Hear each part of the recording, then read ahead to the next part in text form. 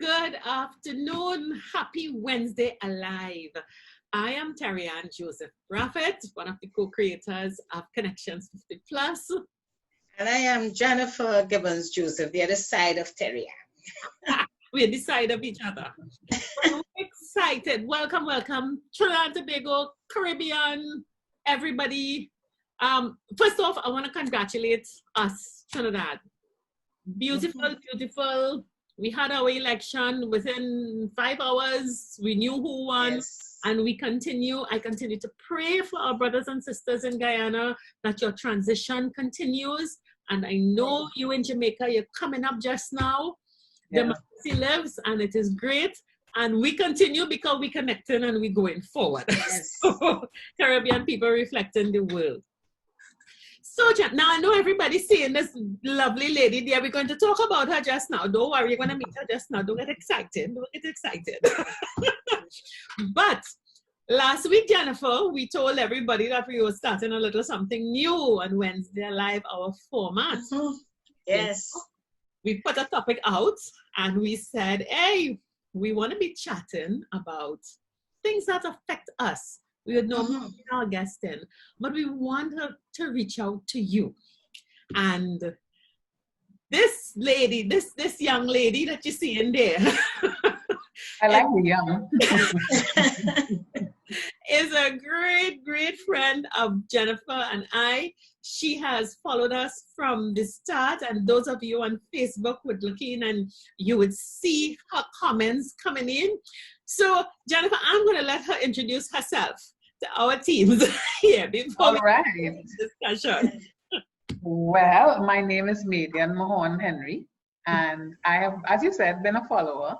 In fact, I remember the night that we sat in your living room talking about taking our cohorts forward and what we need to do. We looked at the Jane Fonda video, and we were talking about building a platform for us. Yeah. So I've been here, and I continue to support, and congratulations on your 52 weeks. Thank you. Alive. I was at home celebrating with you. And of course, I am a life insurance agent by profession, among other things that I do out of interest.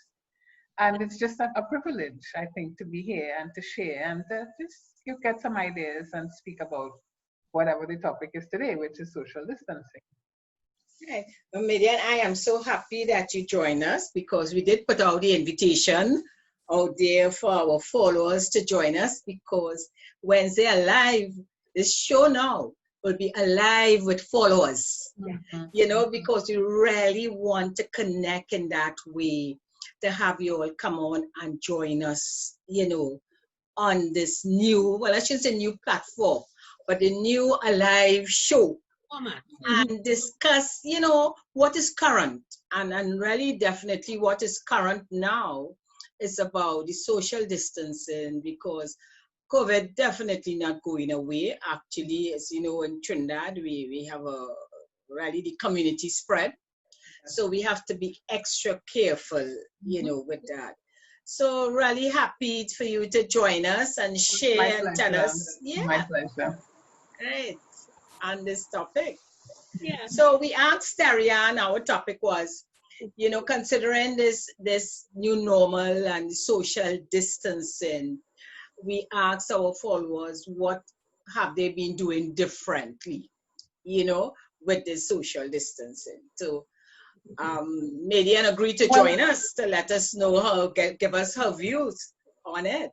Well, so many things are different about having the social distance, because I haven't seen my friends close up and personal since March in some cases, and clients are hesitant to meet in person to do business. And there are so many little things that we took for granted in terms of, because it's almost uncomfortable now when you see somebody you know and you move to them to say hello, and you kind of realize, wait a minute, you have to stay 6 feet away and you have a mask on. They can't tell your expression. Sometimes you can't recognize people beneath the mask, and people have to say, it's me, you know, and touch you on your shoulder. Yes. So there are so many things that are new in terms of how we used to freely communicate and greet, and we are a very touchy-feely people in the Caribbean. We're not used to being cold and stiff and distant. So the very term social distancing is everything that we're not. Mm-hmm. But we want to live, and we have to respect that COVID is no respect of persons, and you have protocols to follow. So I was telling Terri-Ann earlier that I have suddenly become a germaphobe. I mean, I practice good hygiene normally, but I would walk into a space and be very conscious of a physical counter or someplace you'd normally lean up and wait for the cashier to finish check you in. You might drum your fingers on the surface waiting impatiently if she's taking too long. You don't want to touch anything because you just sanitize your hands coming in and you already touch the shelves of the grocery or the shelves or whatever, and that's enough touching as far as you're concerned. So it's become, you've almost become paranoid, you know? Madienne, sorry, tell me, as you mentioned earlier about in your career and, you know, having to deal with, interact with clients during this time. Yes. How has that been for you? Yeah. Well, if I were to tell you the truth, and you know me, I like the truth, right? The first couple of weeks of the lockdown, I didn't want to interact with anybody either. But you're in a business that if you don't work, you don't eat. So you have to get into the game. You have to adjust your mindset. Plus, you have clients that are depending on you to reach out to them, to give them guidance in a time where they are not clear on what's happening with their jobs or their income or their policies, because they haven't been able to physically come to pay those that don't have bankers and so, and those that don't pay online. So they depend on you to guide them. So you kind of have to snap out of it yourself and get back into being of service. And unfortunately, being of service now means a WhatsApp video call or a Zoom call or a phone call. You know, and that's what it has to be. You know, because how are people responding to that, Madienne? I mean, your relationship. I mean, we've been friends for so long. We know each other, and you referred to our. Madienne was there when Conec-Tions 50 Plus was conceived. Yes. That's why you're perfect to be the first on. Yeah. You know, and so that relationship, how we know the difficulty for you, but how are your clients reacting to having to be socially distant and talk about confidential stuff over electronic media? Well, I've had no difficulty really with existing clients, but I've probably only had one contact with a brand new person.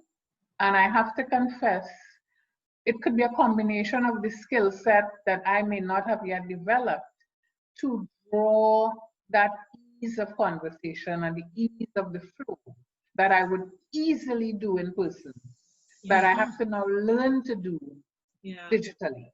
Because if the person knows you, it's easy for them, the nuances are easily read on the screen. But if it's somebody who doesn't know you, they're not sure how to read your body language, and people get uncomfortable and you know, so it's going to take some doing on both parts. But I think for the most part, people are now so aware of the need for what I do that they're willing to go past a little discomfort to get the information to make the decisions that they have to make. So it's going to be an adjustment on both sides, and I think eventually it'll get easier and easier, and we'll become more and more at ease. Sharing personal information on a little screen. You know, I think sometimes, and we're talking about in the professional sphere, the whole issue of social distances. And Jennifer and I have been, I mean, we switched over to this profile, and Zoom and Google meetings and Hangouts are now so second nature to me. A part of me is just so at ease with it because it's the comfort, and there are a few little tricks, you know, you've got to do. And the thing that I find that is when I'm talking to someone, your tendency is to look at the person on the screen, but in the interaction, that looks as though you're not looking at me in the eyes. In the camera.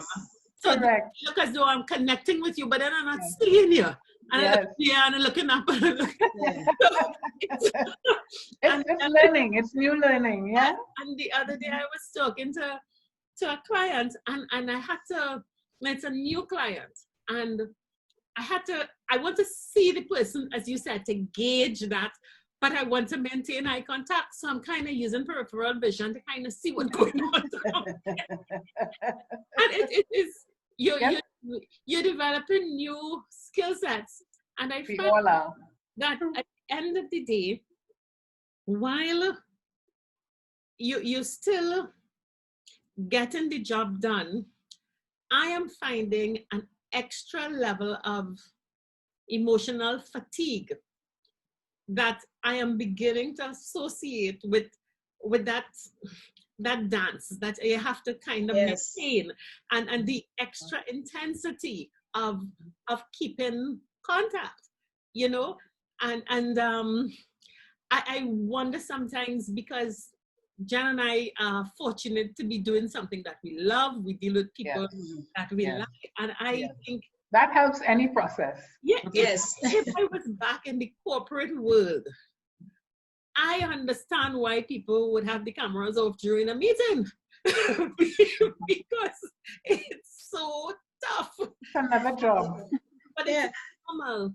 Mm-hmm. I recall when I first graduated as a coach, and I did my studies out of Florida. So we only had 2 West Indians, colleague from Jamaica, and I attended that, that program at that time. And they all were doing their coaching online.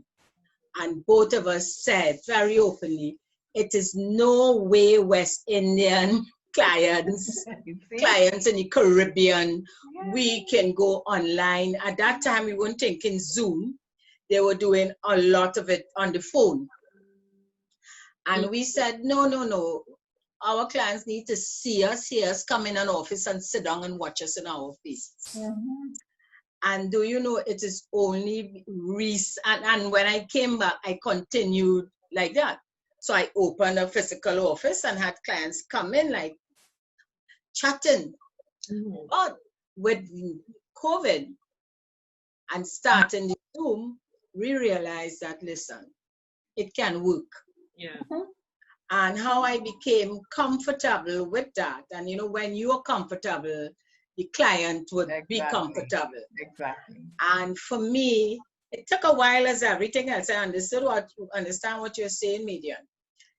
It wasn't comfortable in the beginning, but I relaxed and said, you know what? Let me chat as if they're there with me, because you actually see them. It's not on the phone, But and what I haven't mastered, unlike Terri-Ann, is watching the camera. I need to, if I watch the camera, I lose concentration with that contact with you. Yeah. So I tend to watch the client and discuss it. Yeah. So far, I haven't gotten any negative on it. No, because everybody's doing it. I have the connection because I am comfortable, with it. I'm comfortable chatting. Every now and again, I would look to the camera, especially if we are doing like a Zoom meeting here and we have followers. But when it's one-on-one, I tend to just relax and be me, and that has worked. That's the key.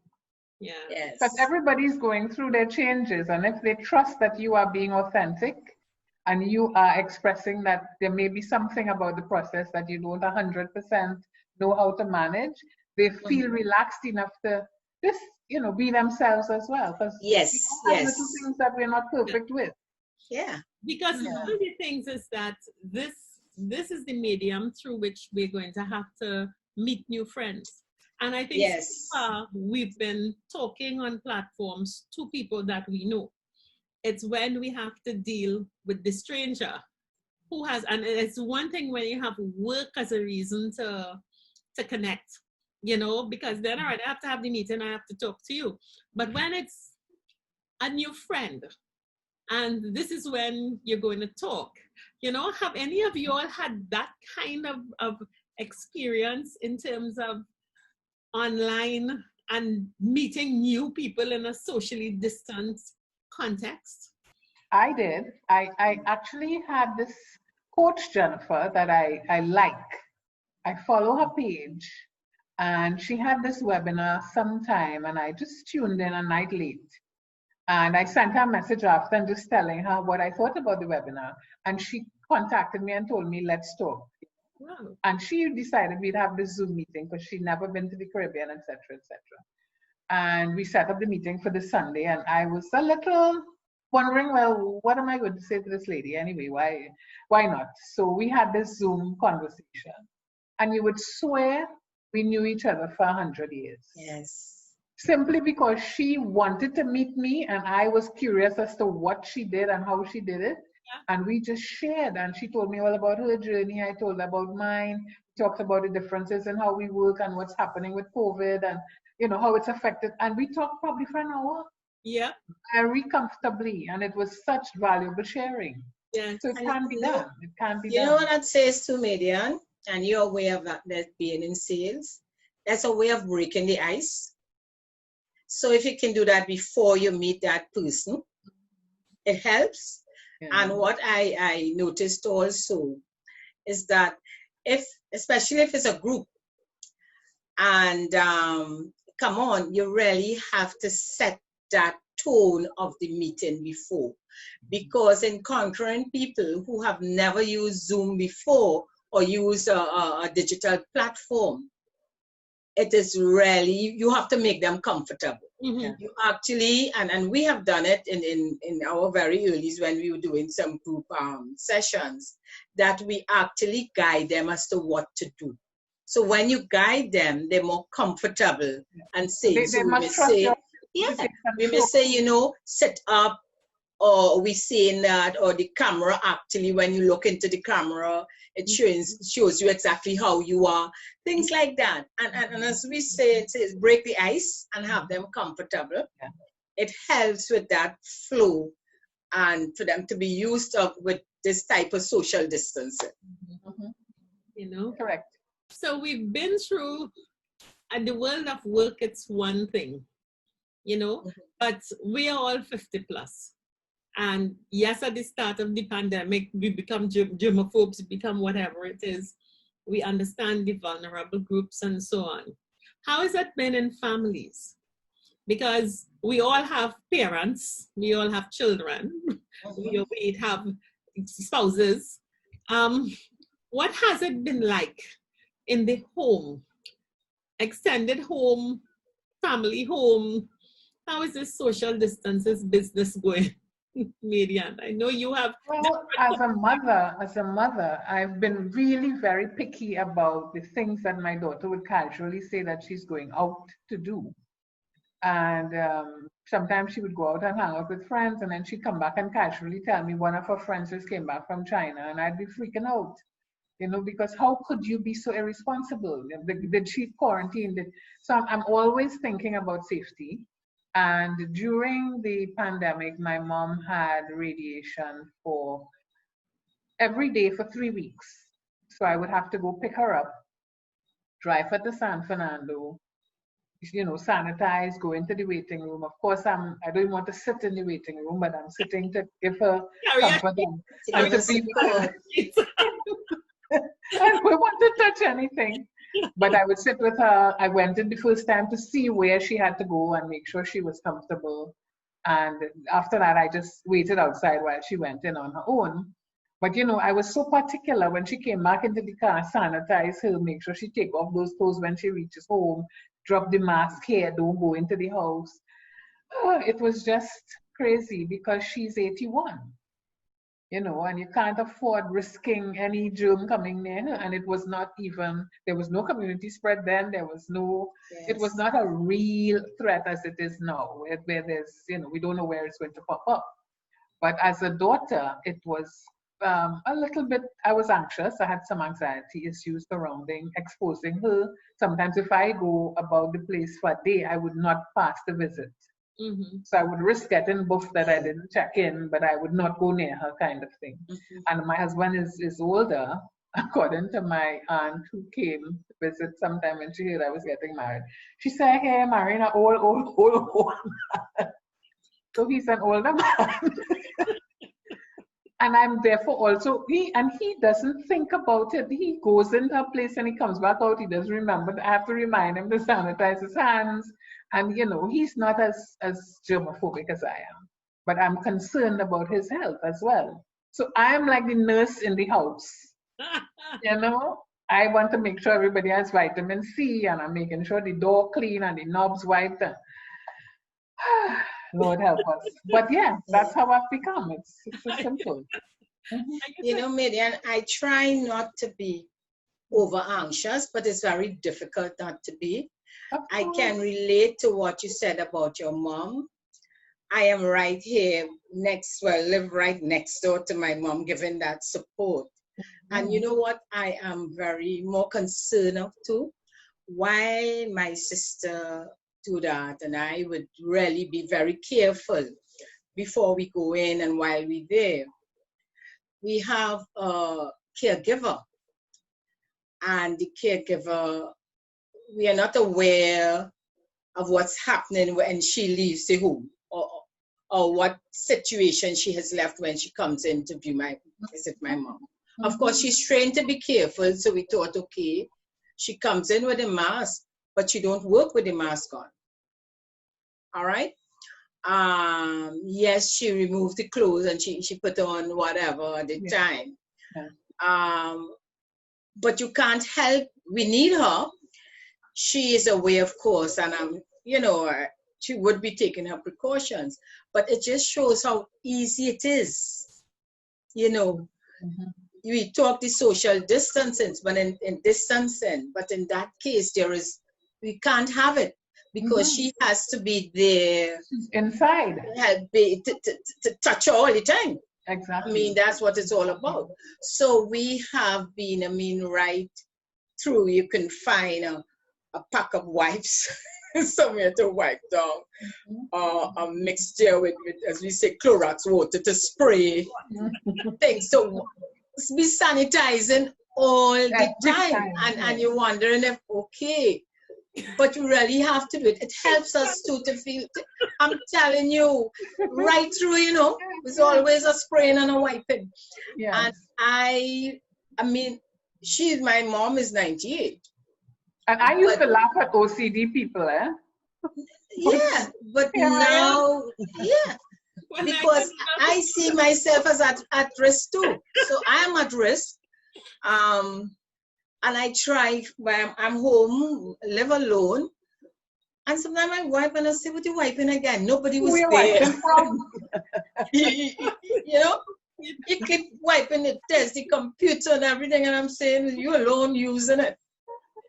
I have decided, and I may be, and probably it's because I live with,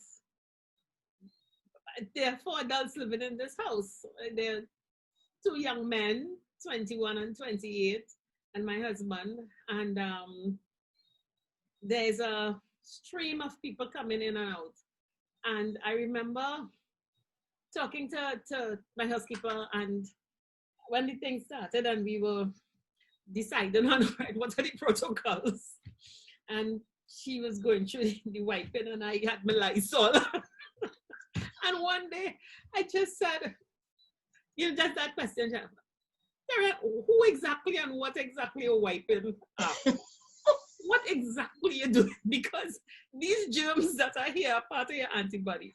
So I called a family meeting and I said, let me tell you something.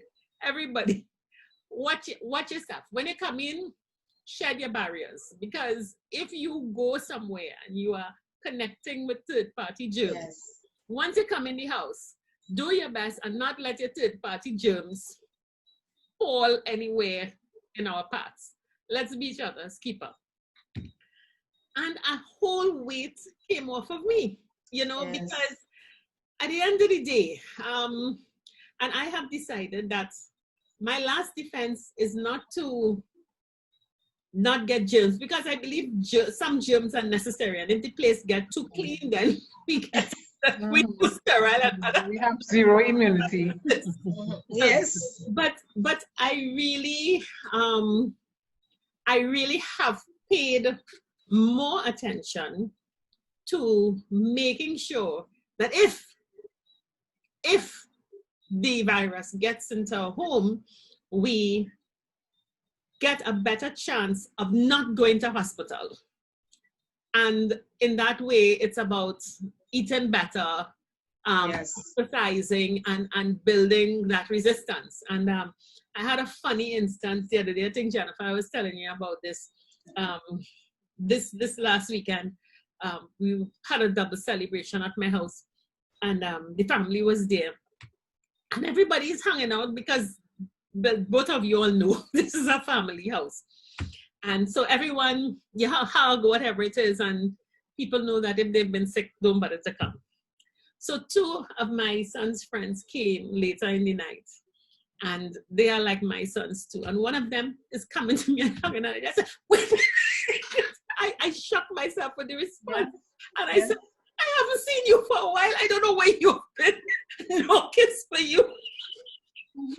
So unfortunate, but suppose I have set up a safe group. Your own dome. You know, I made my own dome, and I have decided, okay, I've been able to track you, but if I haven't seen you for a month, you're not getting any hug up. That's Terri-Ann, unlike you, I want no hug up from the one. Yeah, no, I'm not comfortable. Yeah. Whether it's family or friend, yeah. I'm just not comfortable again. Well, I'm not comfortable doing it because I don't want to be the one transferring, and I don't want anybody do it to me. Exactly. I have and it shows up. But then I'm not a hugger, by the way. Terri-Ann is, so that makes it. Yes. Naturally, I'm not a hugger. Right. You know, I cannot. I will go mad. This COVID this social distancing will send me mad. This not. I think it is inhumane. It is out of character. Yes, I understand you can't be going everywhere, everyhow, whatever it is. But I think in my mind, I have, as I say, I've selected the approved set, and you're monitoring. And I think I have decided reduce the odds by really trying to make sure that because I do fundamentally believe that COVID is going to be with us for a very, very long time without a vaccine. And everyone is going to get it. Or at least a lot of us, probably 80% of us are going to get it. So we've got to, and a virus that small, you don't have enough Lysol and bleach to conquer it. You just don't have enough. So I think you can wipe it away. Which is what we're hoping to do all the time. Yeah, we try. So we try. I'll give you all a little joke, a little private joke. With me and the Elections and Boundaries Commission, because we plan to go and vote. So we work with our own pen to sign, we do everything. And I'm saying, you see this ink? I know about this ink that you have to dip your hand in with this ink. So Terri-Ann decides I go in and beat them. I go in and make a barrier. So I very carefully get my natural nail polish and I take up my left hand.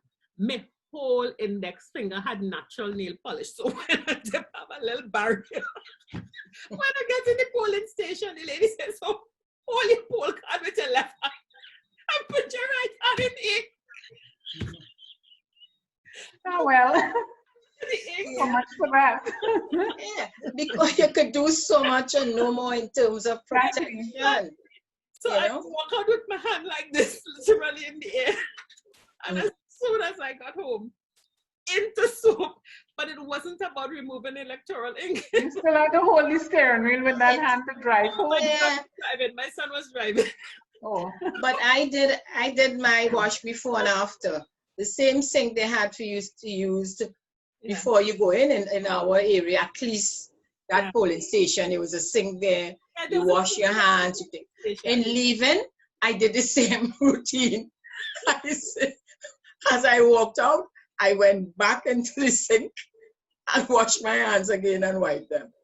So, Yeah, well, I mean, we're trying. We I were reached the polling station at My 10 whole to 6. finger was full of nail polish for to clear nail polish. No luck. And I then was there 10 to 6 so that I didn't have too many germs in the ink by the time I got I didn't think of that, Madienne. I was there 10 to 6. There were still 6 people in front of me. So I had 6 people germs to dip my finger in. What? I did not think of that, but at least you wash off after. The other thing, though, Terri-Ann, with the social distancing, is the wearing of masks. Yeah. So as long I leave my house, I make sure I use a mask. I don't use it in the car if I'm alone in the car. No, you don't have to. So I get in, but from the time I leave that car and close that door, I have on the mask before I actually leave. And I don't take it off until I get back into that car. That one I am not, and I have several masks because I find, depending on how long I have to wait in a place, some of the cloth masks, my glasses get all fogged up. Yes. So I have a special one depending on how long. Ones that will match. So you would say, okay, you want to be a little fashionable because you're not seeing the face. At least if the mask matching the outfit, you feel a little better. But there are those that I must use if I know I have to wait in line. And it's not that I'm going out very often, but the places that I do have to go, I know from before how long I may be expected to be there. And I will take the necessary precautions, And walking in the hot sun with a mask on is like hell. Yeah. Yeah. But we have to do what we have to do. And if you talk to people who are experts on particulates or whatever and how it's transmitted in the atmosphere, Aerosol accelerate. you realize the mask, we all at risk anyway, eh? Yes. So it's a combination of doing what you can and pray because, it's going to be in the atmosphere. Yeah. And we have Trinidadians who insist on talking loud and being passionate and moving down the mask to make their point and then putting it back. Because that is cultural. I mean, how could you express yourself? Because I'm very expressive, so you have to sit in the face and the smile. You have to point. I mean, those are the touching. I had to learn it. I don't hug, but sometimes you speak, and when you speak with your hands, so you tend to give a little touch. So we read. That is my middle name. Yeah, it's new. It is a new normal. And then, like this weekend, I had to babysit my granddaughter who's 4. And there is no way in terms of social distancing with a little child. But we talk about family, and I know we don't practice social distancing in the house. And in a way, what I find has happened is that you kind of insulated in your family against the world. Yeah. So it's like they're the only safe people that you can hug and kiss and lie down on their lap, watch TV, and they comb your hair or whatever, and you feel as if this is a COVID-free space, which it is not, mind you. But it feels that way because your family somehow don't have it. Well, the thing is, that is why I say, I look at the family and close friends, because this family is, your friend is your family and your family is your friend. That is the culture. About family on both sides. So, and the thing about it is everybody has the same view and we have a new baby in the bunch. So really, the family are safe, and whenever something happens to somebody, we say it, we declare it. And that is why when the other friend who came in after I hadn't seen him for 2 months, get away, don't come near to me. You're not part of this. Yeah, but I the kind of things I worry about, and it's not about safety or germs or stuff. I really believe that this thing is affecting me at a core level of who I am and how I am human. how I am human and how I relate to people. And you know, the ease, Madienne, you would know, it's my house is an open sesame. Come in, I always have food there. Come and sit down, drink some wine, do, you know, that interaction and stuff. And I am finding that this thing called Corona is really intruding on and changing my way of life. And I don't like it. You know, robs us. And yes, I understand the logic of you have to protect yourself and you have to, and yes, that has to be done. But I am I am really, really not enjoying and not accepting that a virus can take away an important part of my humanity. A big part of who you are. Yes. A big part of who I am, because I greet people with hugs. I touch. I am Miss Touch. And that's why I think in my mind, my defense to this is, well, when you invade my body, you will get one fight. I'm not going in that 2% zone. I am not heading to a hospital. You know, and it's motivating me in terms of, as I said before, how I eat. Get healthier. Correct. Yes. Making sure I'm in the sun, I'm active, and you know, really making sure that me and my family you're prepared for it. Yeah. If this thing comes, because I will not become an isolated figure in a plastic tube, because that to me is where everybody is going, whether the tube is the mask or the constant hand washing, and it just takes away a part of who Terri-Ann defines herself as. And I'm really resisting that. Not and Terri-Ann, you're not alone there at all. But, you know, it's you're not alone. Many people, that is their complaint. Yeah, persons who, you know, very depressed as a result. Yeah. You have your family there with you. Those who are alone. And used to socializing, you know, find themselves going to different places with friends and can't do that anymore. They are home with, as you said, with no humans around to touch. And it makes a big difference to them. So it is very frustrating, but we all have to find ways, like you have to know yourself, Terri-Ann, as you mentioned, the type of person you are. You have to really know yourself and what you can do to keep occupied. And that's why I think at this time, many people turn to gardening. You know, it's something to touch, something to do. You're using your hands. You're sharing love with your and you're plants. You're creating something out of nothing. Yeah. So that gives them that joy and that excuse to be, at least move away from the house, even if they have it in containers, whatever.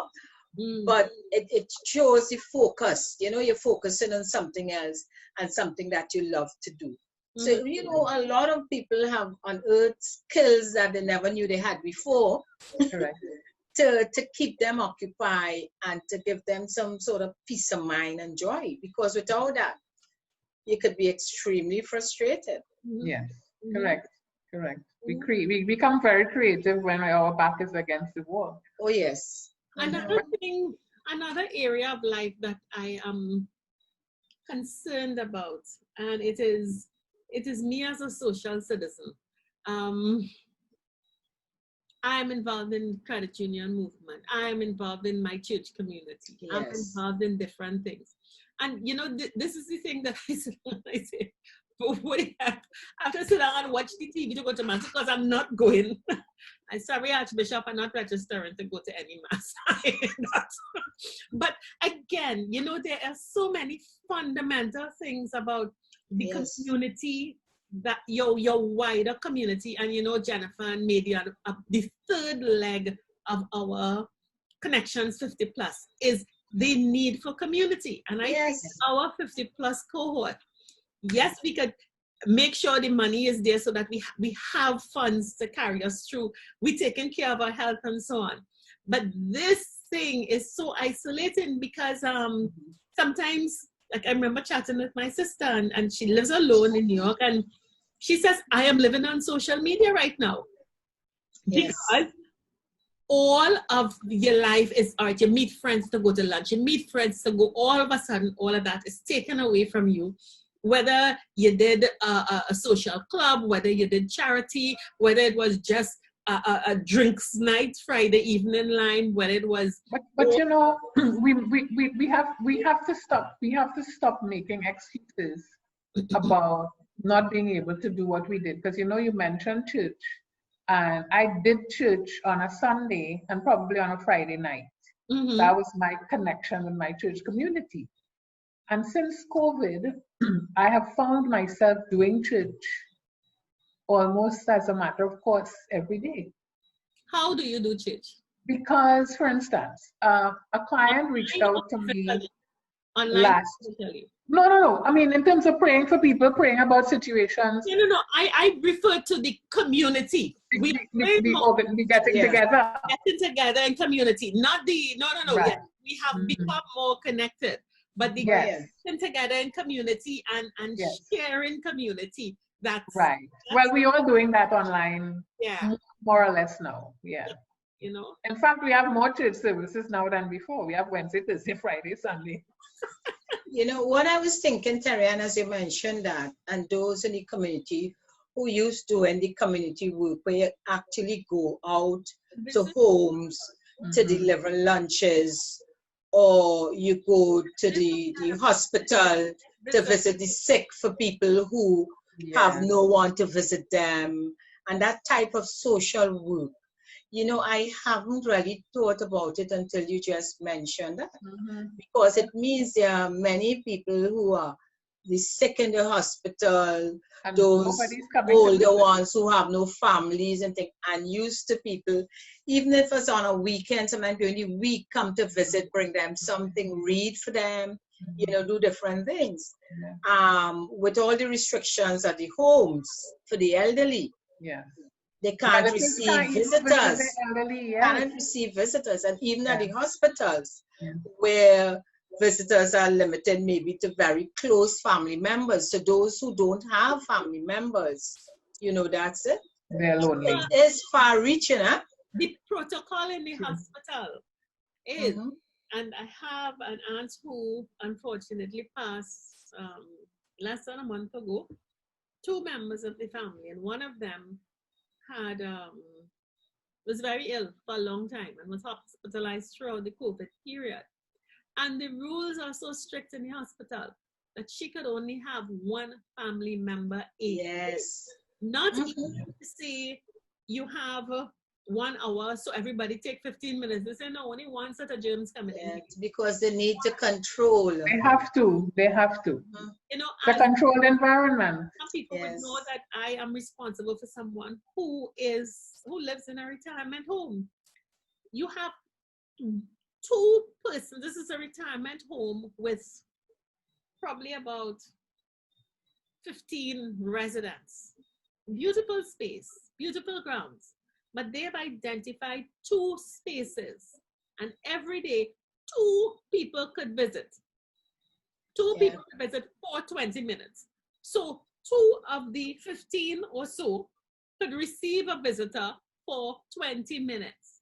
Now, when you think of, we think of social distancing in terms of us and at work, at home, or whatever it is. But you see that community part of our life. Yeah. And it's so bad now that I don't like to call that home, because if you talk to my relative, she just get very upset. Yes, they get depressed. So long. And so you just stay away. And those are the dehumanizing parts. And I use the word dehumanizing. That, you know, I think we have to think about, in the new normal, how do we put back that part of our humanity? Because sometimes we're so busy keeping ourselves sanitized and clean that we're forgetting the other people who can't do it. If you're in hospital, or you live in some kind of institution, and no one can come because the rules say they'll bring germs. you know, and you will sit there and you get a different kind of germ. Yeah, true. Because I actually avoided a man who was begging the other evening because I would give him whatever change in my hand, but I didn't want him to come near me because he wasn't wearing a mask and Yeah. he was, and I just kind of avoided him and I felt bad after, but I wasn't about to risk my life to be kind. Yeah. And I thought about it and I said, wow, he probably thinks, I'm just a mean person, but I'm not. Or It's just paranoid. that the time dictates a different behavior. Yeah. And I think it's so important for us to, no, I don't know what the solution is. I mean, in my own circle and with my own friends, I just decided. There is no solution. We just have to roll with this wave. No, but you're not going to live in a plastic sleeve. No, but I think we just have to the keep adjusting. solution, I would say, what's the solution? But the suggestion would be people really have to come to terms and accept the fact is things has changed. All right? How we would normally build a relationship, how we would normally show our love and demonstrate it. We have to look at different ways of doing it.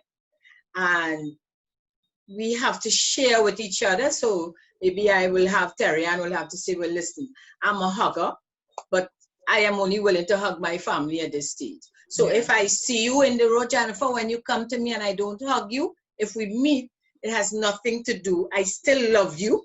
Yes. But this is the way we have to move on. So it's just a change in a mindset, but in changing the mindset. Deal with my hugging. I have a new hug. So you see, you develop a way how to do it. Do a nice little back rub. Just as how, the newer handshake has become an elbow as against a handshake. So I think things like that that's the way forward. But we have to accept that. So if someone come to me and do so with their elbow, I wouldn't feel insulted.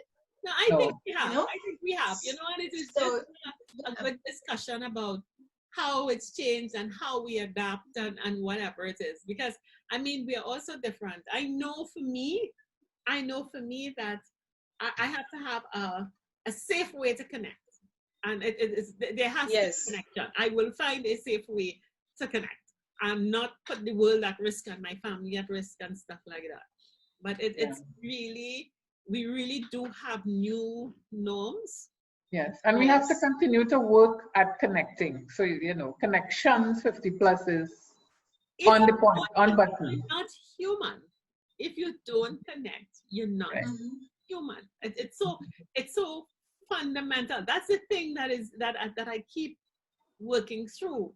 I could wipe, I could spray, I could disinfect, I could sanitize, but after all that is done, we're still not connecting. Yeah, you need that human interaction. And I'm not touching you. I just got sanitized. Why can't I touch you? and we did take that for granted for a very long time. And we are now kind of becoming more conscious of how vital it is to our very existence. We really just assumed that it was by the way, something we did, but we didn't recognize how critical it is to our sense of humanity and how we see ourselves and each other, that connection. So it's important that we not take it for granted and find new ways to keep those connections real and relevant. Yeah, and what was fun, I think it's also the efforts, because we maintaining friendships and maintaining relationships is hard work in and of itself. And now that we have social distances as an excuse to not reach out and not call, sometimes, I mean, I've attended two Zoom tea parties with friends. One of them involves 3 countries, so we wouldn't have been together anyhow. You take it. But the other one was with one of my faith groups where we just decided, no, this is nonsense. We need to get together, and everybody have the drink and the biscuit, and it was a ton of fun. So we really do have to find ways to. In spite of just not lose the connection and not wrap ourselves, you know, like when you go away in the airport, they have the suitcases. And Bubble wrap you. Bubble wrap the Yes. Yes. Sometimes that's where people may end up, and we can't afford to do that at all. Yes, yes. No, we can't. We can't. But this has, you know, ladies, we have been talking for some 45 minutes. I'm a bad timekeeper. Oh, wow. Yes.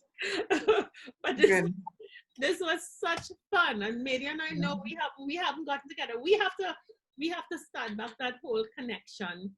Yes, And that's easy. No problem. We're a click away. We have no excuse. with everyone out there up the Caribbean, even in Trinidad, you know, you just get together with people, and just the act of starting, just the act of set up a Zoom We all have a lot to share.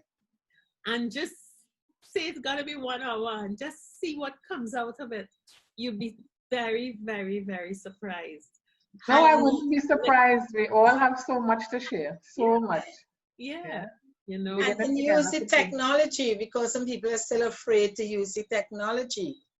But we have seen how it worked for us. So I would also recommend for those who haven't been using the technology, you could use your phone, you know, and make that connection. I want to put a plug for young people, because, you know, sometimes they're so criticized now that the virus is going into the youth, and they say, oh, the young people I'm in and the this and the that and the other. And as I said, my house is an open house. You have people coming in and out. And I really do admire the discipline of the bunch of young men who are always around. Once this started, I mean, they just spread out. They sit down, and if it's 5 of them, the chairs are in a big, big circle. And they do their social distancing. You know, the way they handle ice, the way they handle whose glass is this? This is not your glass. If it's an orphan glass, it doesn't matter if a drink is in it, get rid of it. But I think people are aware that we have new normal and there are risks. But I am pretty confident that people are finding ways to work around it and not destroy their lives and lose their humanity. And I'm pretty glad about that. Yeah. You know? So well, I'm happy that this has caused my clients to realize how much more they need me in their lives. So it's been very good for me. Everybody's making sure that their insurance is up to date, because they realize and their beneficiaries are on and everything is okay, and what's happening with their payments. And so it's about risk, huh? If this happened to me, I'm covered, right? Yes, I know. It's only in these times there's worry and say, oh, do I have enough? Is this covered? Is not covered? Yeah. Yes. So I feel special. But you are special, and you offer a special service. That's for sure. That's for sure. Yes. Okay. Good. So anyway, Madienne, this was a blast. I agree. Thank you so much for the time. About this new format, Wednesday Live, where we talk to our followers and so on. Did you have fun? I haven't been able to be home to enjoy it, but I look at it after. Yeah. And I think it's phenomenal because, I mean, the women in our age group, we share so many things in common that we never had the opportunity to talk about. So hearing you talk openly about every and anything, you know that women sitting across from you are saying, oh yeah, that's happened to me too, you know? Yes. They're all very similar. And I think what you all are doing is really filling a void for the conversations to take place. And that's great. Great. Keep it up. Keep it up. Keep it up. So much, Madienne. It's been a blast. Thank you, Madienne. Welcome. Okay, love. So I'll conclude the waiting room, and Jan and I will continue. Thanks a million. Have a great evening. Bye-bye. Bye. That was such a great chat, Jennifer, because it's so important, and to help those who have been listening in to really reflect and say, well, you know what, it's not as bad. Just have to change my mindset, know myself, and do the things that will just keep me moving and still connected, especially if you have your family at home. You still want to show that love and be there with them. You know, and just discuss, Terri-Ann, like how you did. You know, set some little, I wouldn't even call it ground rules, but understanding. I will say it's an understanding how we will, operate within that space. It reminds me of some time ago, I can't remember when. Remember when we had that show and we talked about the uncomfortable conversations, or the conversations we need to have with our families. Yeah.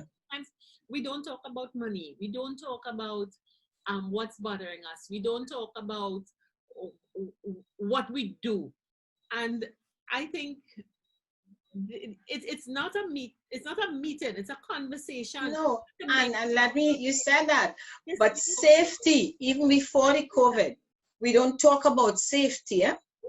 And it's it's not just physical germ safety, it's safety all around. Community. Yeah. But Jennifer, before we go on and we lose our time, because it's Facebook Live, we have an important thing coming up, because notwithstanding COVID and social isolation, everybody knows that a big part of Conec-Tions 50 Plus is bringing groups of like-minded people together. And we are looking at our very special people. All our women are special, our men are special. And Jen, coming up, we are bringing men together. Yes, we have to, because we don't want Conec-Tions 50 Plus. It's not about women alone, it's about men and women 50 plus. Mm-hmm. So just in case, men, you feel we were ignoring you, not at all, and you have seen how many men we have as guests recently. I mean, we have had many, many men as guests. And we felt, you know what, it's time to bring the men together. So we are facilitating. I'm going to share our poster while you talk. Sure. So we are facilitating this special intimate forum for men. Mm-hmm. And that is it right here. It's called Man to Man Small Group Forum. And it is all about you coming together with other men and sharing and discussing, all the matters that are very important to you at this stage of life. The last time we had a group of men together chatting, they were talking about, Terri-Ann, remember them saying they don't even have the luxury of thinking about growing old. We had about 3 men speak. Yes. And that really surprised me, because there we were chattering about us going into this different stage of life, chatter. And when we spoke, each one of them said, we don't have that luxury, Yeah, you don't have the time to think. So we are offering you now this time to really get together. And we have 2 days set out. Yeah. We have next week, that's Thursday the 20th. And we did this from 5 to 8 for those who, depending on what time you're coming off work. But that particular day, you could just leave early. So, and when you say leave, you could be in your office because it's on Zoom. So you could remain in the office and have it on your computer. So wherever you feel more comfortable to participate in the program. So on Thursday, the 20th is from 5 to 8. Huh? It's for everyone throughout the Caribbean. Yeah, throughout the Caribbean. And Saturday, the 22nd, from 3 to 6. And this is what I like about the Zoom meetup. Terri-Ann, because you said the Caribbean and throughout, there's no excuse. You can't say, gosh, I have to drive too far, or the traffic, or Jennifer, I live in Jamaica, so I can't come over for this. You all have to bring it to them. No, we bringing it to everybody. All men 50 plus. This small group men's forum is something that you started when you did your coaching. And I have heard men who participated, because sometimes, a man might say, men getting together and so on. And what I love that I heard is that it's not you leading a conversation. Oh, no. Anything, but getting them to talk to each other. Talk to each other about topics that they wouldn't normally chat about. Yeah. And we say no. So it's not about sports. It's not, all the favorite topics men talk about when they hang in. Well, they're there to give us a status, intimacy, mortality, their wellness, their legacy. Those are such important things. Important things that would really impact on your lives as you move along. Yeah. So it is really me facilitating, not participating. That's what I say. It's not a counseling session at all. you know, because in sharing and having men, it's just to guide them. But what has happened at the end of it all, they learn so much from each other. They get that breakthrough, because you may have an issue that you don't know who to talk to about, because you may say your spouse, your girlfriend, your family may not understand. But when you get a group of men who could share similar stories, they say, yes, they understand. And they will share. For those who had their situation solved, they can say, okay, this happened to me and this is what I did and it worked for me. You know, so in that sharing is where you get the solution. So the solution is not coming from me, Terri-Ann. No. And you know what was positive? Because you said in the very earlies when we promoted it, men said, you know what, coming to a woman. I said, no, you're not coming to a woman. You're having the opportunity to have a woman facilitate, you know. And at the end of it, the comment was they were so happy was a woman facilitating and not an ex-man. You understand? So there were, I mean, no judgment at all, no biases. I didn't need to give my views, because unless sometimes they may ask me, as a woman, what you think? And I would say, remember, I'm just talking about me as a woman. I'm not representing women. So if we're not getting into that type of conversation about women this and men this, no. This is strictly a man-to-man conversation. And so you know, these topics are critical at this time. And because, again, we just talked about it, social distancing. Many of us don't have a space to go, and many men don't have a space to go where they can talk to others. And you know, we're just so happy to be able to facilitate this. And as I said, the feedback from other groups were just phenomenal. So you can look on, you can share this with people on our Facebook page. It's right there today. You have the link. Send it to the men in your lives that you know who would be interested, and they can connect. They have 2 afternoons. It's a Thursday afternoon or a Saturday afternoon. Cost to participate is just $300 TT, and we have our automatic link, our payment link, and there are going to be some exciting things with that soon as our e-commerce platform is developed. But we really look forward to being able to host our men and give them a space to just be, just chat, you know. So that would be great. So everybody, the flyer is just under. Look and see and share it and get your guys registered. So we're really looking forward to that. And you know, Terri-Ann here, and there are lots of women will say, Jennifer, you don't have anything for my husband. You have things going on. Do something special for our men. So this is what we are doing. So women who are listening, tell your better halves, tell your partners, tell whoever male 50 plus in your life to please, you know, join the session, join the forum, and it will make a big difference to them. Great. So we're very disciplined. It's 20 seconds to 7. So we say goodbye at this stage. So our first live, and Jennifer, look out for the next topic for next week. So we need to talk about what the topic is for next week, and I will do that very, very quickly. So we may just have to have a half a second to go beyond. But next week, we talked about social distancing this week, and next week, we are going to talk about what have you always wanted to do in your life that you have not yet started, or if you started it, you didn't finish.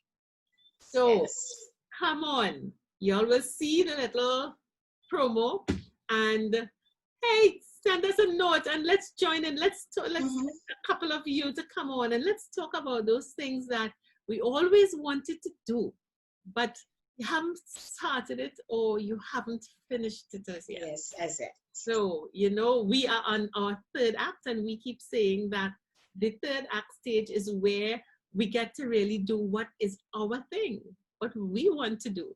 So for next week, hey, what is that thing that you're going to make a hit on with the third act? So, Jen. So we're looking forward to hearing from you. And you would see it on the Facebook page as a reminder. Listen, we want to hear from you. Yes. Okay. So we say bye for now. Bye. Take care. Yes. Till next week.